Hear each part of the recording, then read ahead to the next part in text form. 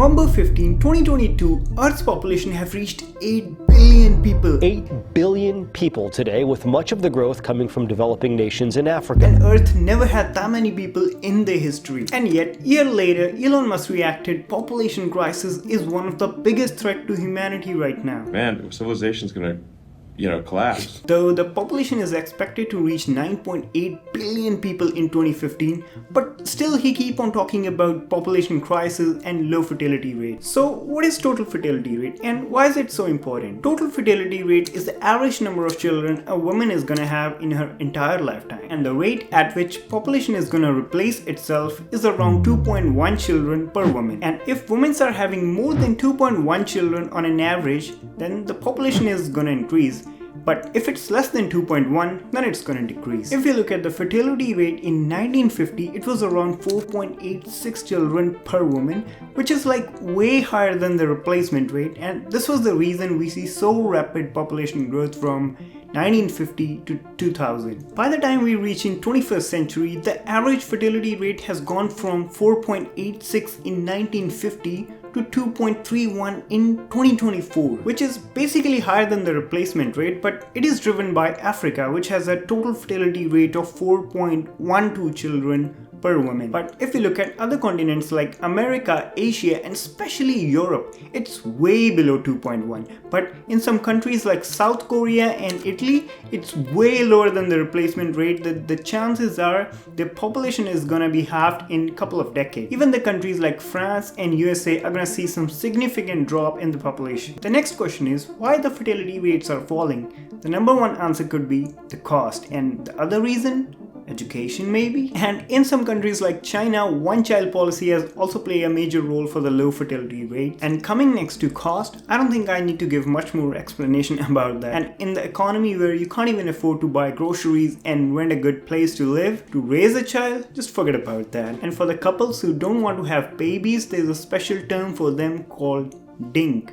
Dual income, no kids. There could be many other reasons for DINK, but financial responsibility is one of them. If you look at another reason for the low fertility rate is education. With education and urbanization, birth rate plummets. The less educated and the poorer, the higher the birth rate. Now look at this graph. On x-axis we can see average year of schooling, and on y-axis we can see the fertility rate. Now look at South Korea and USA. They are on the way bottom right hand side, where education is the highest and fertility rates are the lowest. While look at the country like Niger, who has the world's highest fertility rate of 6.6 children per woman, has the lowest number of schooling for women. If I have to summarize this graph, countries with the higher educated women have low fertility rate and vice versa. Another reason, when a woman is educated, she is gonna focus more on her career, trying to climb the corporate ladder, which eventually gonna push her age to being the first time mom. Just look at this graph. When the age of first time mom in 1980s was in her early 20s,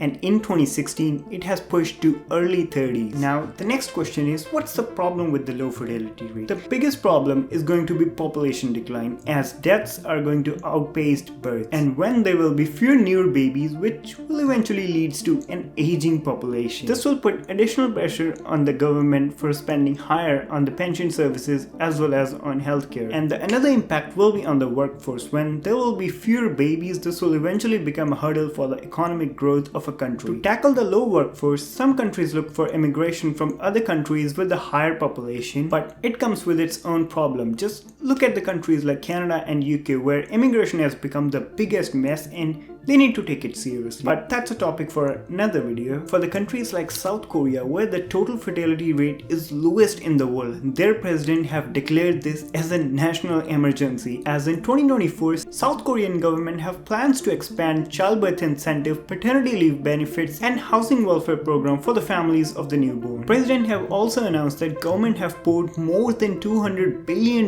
in such programs to support the new mothers in the past 16 years alone, where by 2030, 2 million Italians are expected to go into retirement with no corresponding new member of the workforce to pay their pension. And now they have also started giving similar incentives to the new mothers and a bunch of other benefits to support the family. Is it going to help the government to increase the fertility rate? Only time is gonna tell us. But right now we're seeing some significant population growth by the end of 21st century, which is mainly driven by Africa and Asia.